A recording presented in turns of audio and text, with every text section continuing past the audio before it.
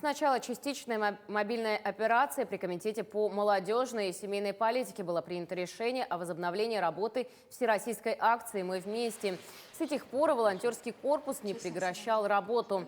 Сегодня с семьями мобилизованных и служащими ребятами проводится большая работа. Особый упор делается на психологическую поддержку. При комитете работает специалист-психолог, который постоянно находится на связи с семьями бойцов. С начала мобилизации у нас был открыт сбор при комитете посылок.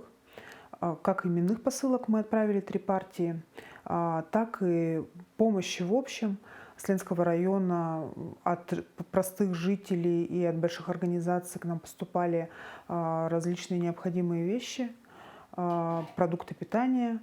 Всегда отличался Ленский район добрыми, отзывчивыми людьми. И никого не прошла мимо эта история со специальной военной операцией. И выходят даже с семейными подрядами, помогают колоть дрова, помогают решать какие-то бытовые вопросы, поменять замки, привезти воду.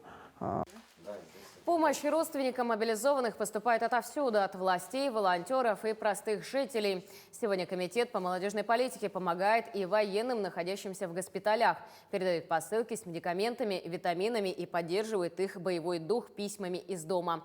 Районная администрация занимается закупкой всех необходимых бойцам вещей, техники и обмундирования. С недавнего времени неравнодушные ленчане организовали еще одно волонтерское движение и в силу своих возможностей помогают бойцам в зоне СВО.